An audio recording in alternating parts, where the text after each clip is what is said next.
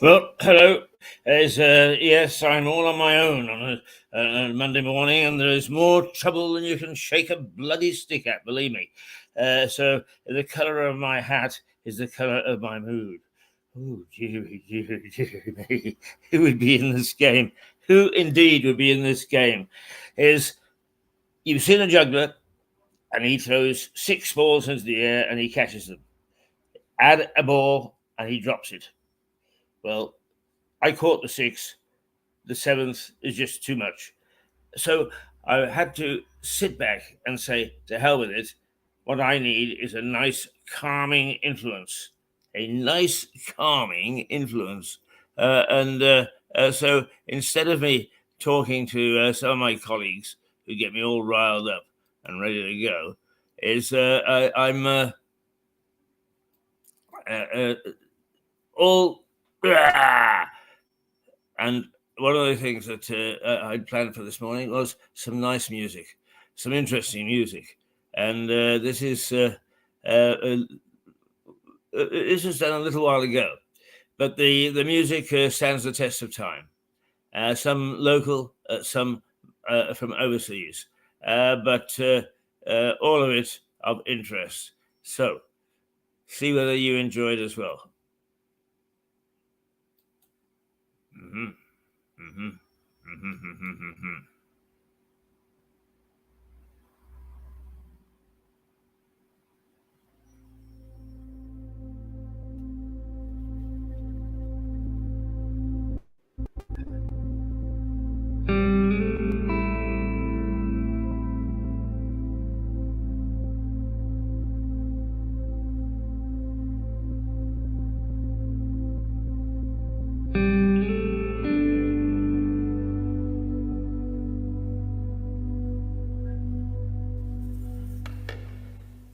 This is a bit of a departure for Mirador, but we're going to have a half hour of music for this Sunday evening. I'm sitting in St Michael's Church in the middle of Lewes.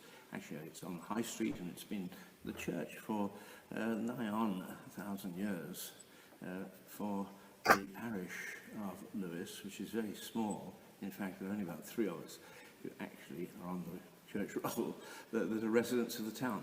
But it was, historically, it is recorded as being 1140, but some historians say it was the castle church. So it was here very shortly after the Normans took over, and some people date it as early as 1080. And there's some merit to that, because the priory, which you'll see in a few minutes as we do some song, the priory was started to build in 1086. So they very swiftly did build churches and priories and so on after the Norman conquest of 1066. Anyway, this is what is lovingly known as a high church. It's Anglo-Catholic. It's a beautiful church. It's an ancient church, and it has a magnificent musical director in Nick Houghton, who inspired me to do this by giving me some music from the Lewes singers, and you'll hear in a little while. But what we're going to do, first of all, is to kick off with Dandelion Charm, a duo out of New Haven, Claire and John Fowler. Magnificent voices. You may have heard them if you've watched any programs on Mirador. Here they are, Claire and John, Dandelion Charm.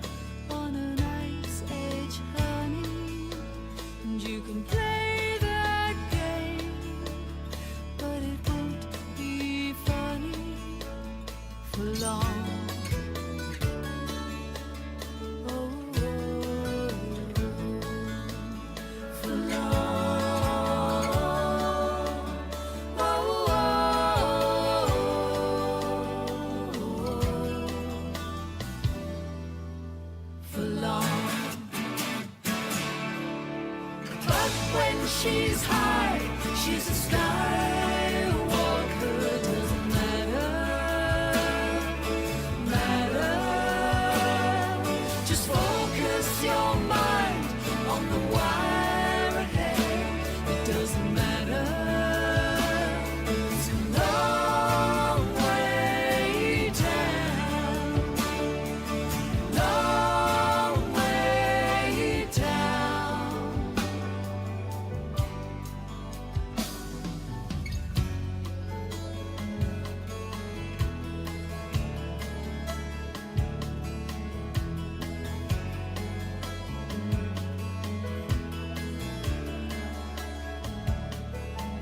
So you place your foot to assess the tension and convince yourself to continue knowing it's wrong. Oh, it's wrong.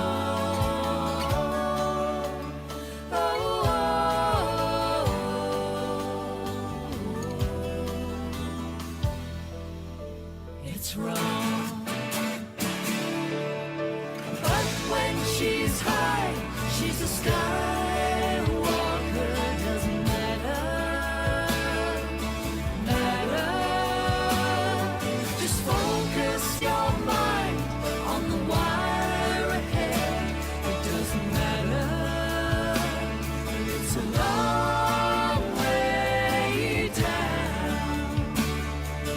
Long way down. What a spectacular performance.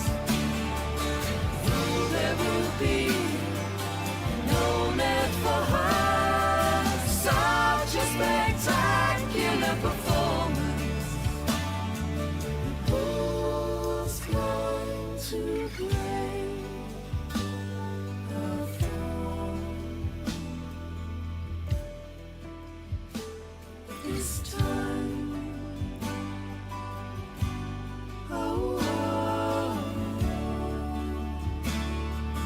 Skywalker this time. Oh, Skywalker. But when she's high, she's a skywalker.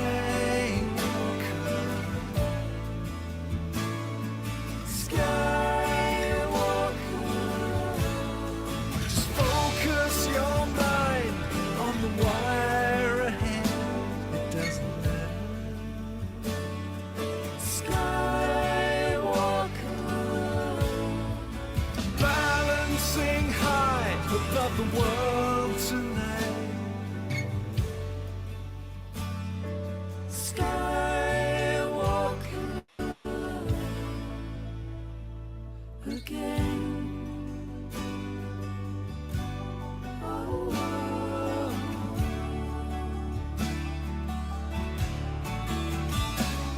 again. Oh.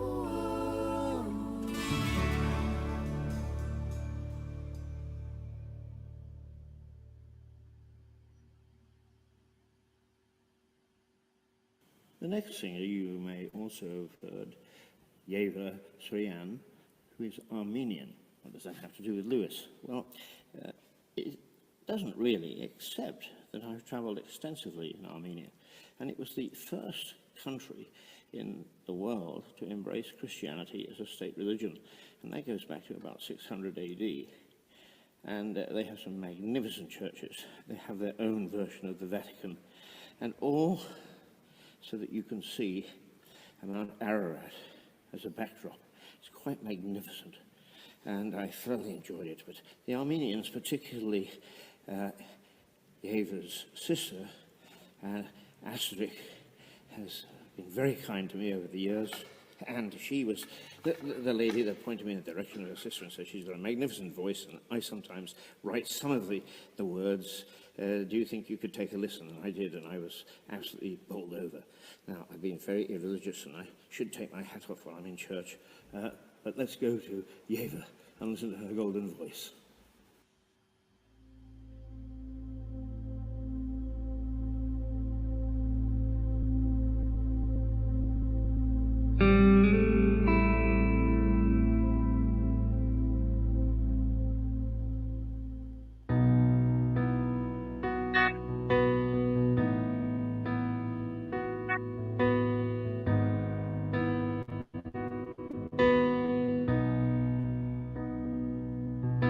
He never bring you down or leave you alone. Trust him all in all, 'cause he's the light. He'll lead your way through darkest of times. He'll never let you go. And he'll be there for you. And he'll be there for you.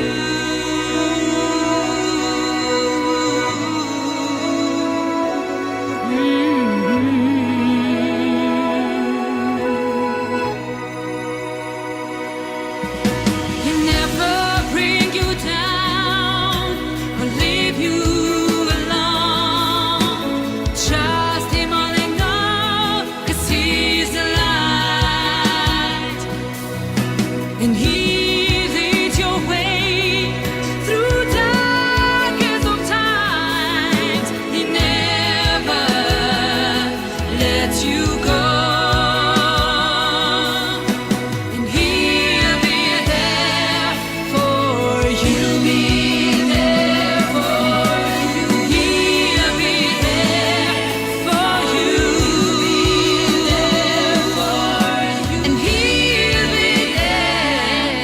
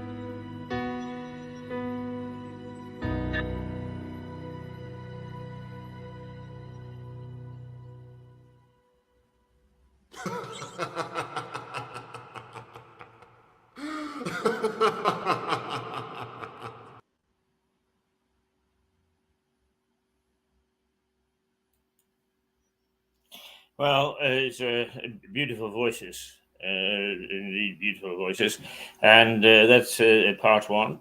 We're going to play part two after 10 o'clock, and I hope that you'll enjoy or join me then for that.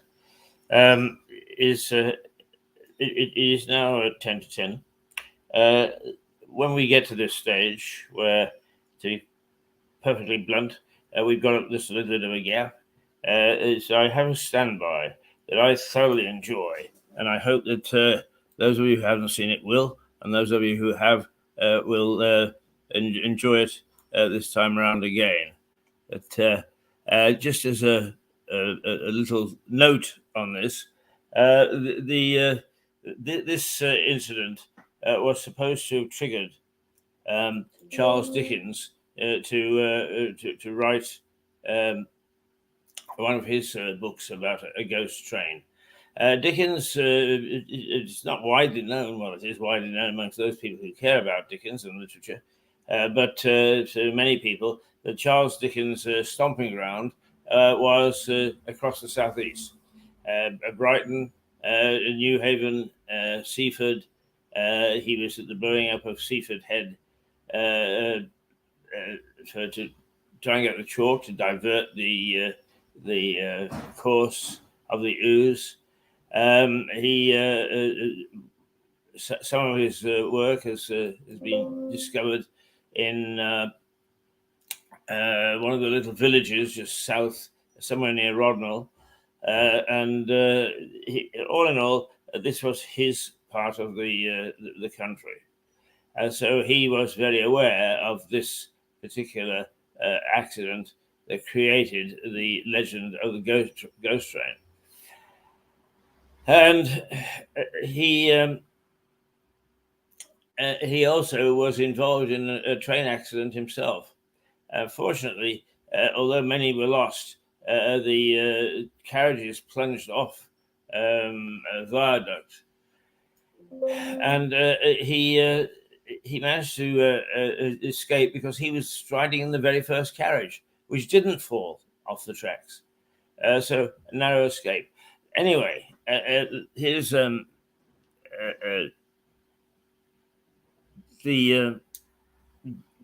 ghost train. Hope you enjoy.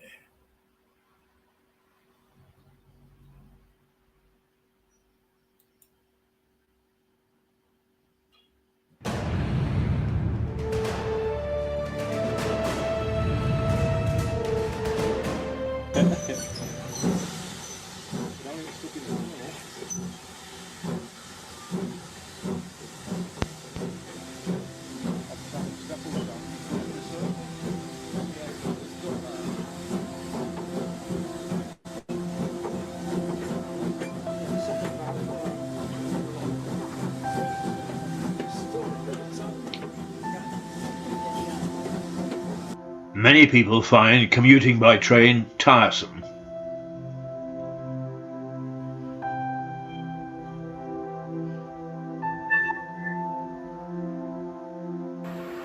But one of the pleasures of taking a train to London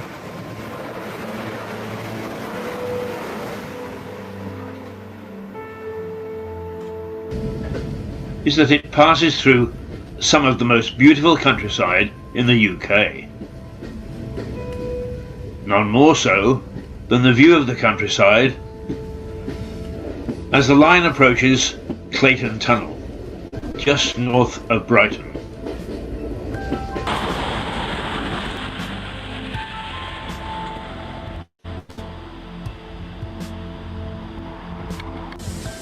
The tunnel is the longest on the line, at 1.25 miles, running under the South Downs.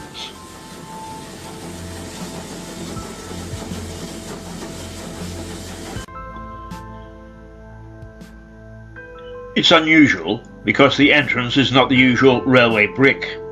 It is instead designed to look like the gateway to a castle.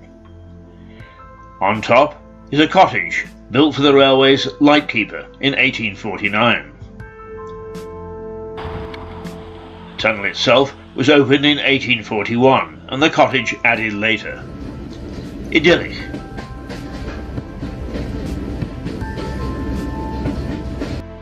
But after 1861 it became a nightmare, or at least for those who believe in ghostly goings-on. In August of that year, a night train left Brighton, travelling north to London. Partway through the tunnel, it stopped at what it thought was a danger signal from the lightman. The engine driver was correct. The railway official had indeed given a danger signal, but the train had rushed past him before pulling up. Thinking the train had cleared the tunnel, the unfortunate lightman gave the all clear to a following train.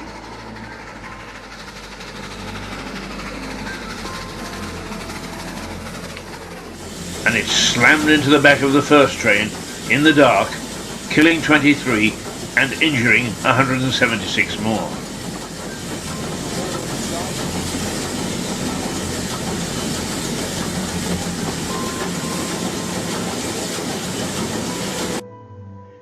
It was the worst ever accident on the line.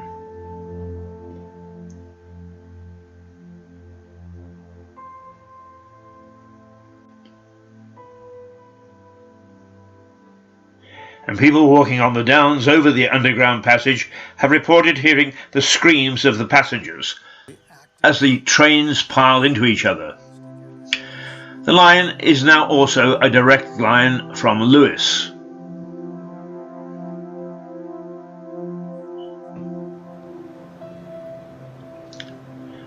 I've travelled through that tunnel 1,000 times. I've never heard a scream other than the screech of the wheels and brakes.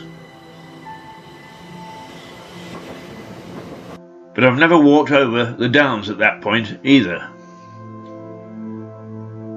And I turned down an invitation to stay in the cottage overnight.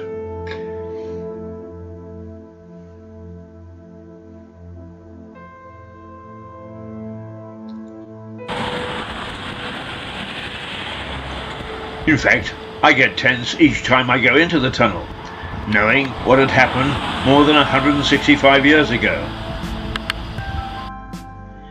But my fellow passengers carry on reading their newspapers, obviously oblivious to both the tragedy and the ghosts. I could sometimes scream at them.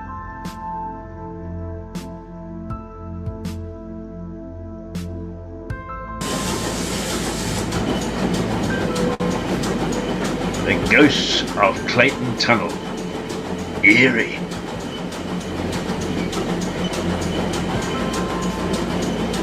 Bloody eerie.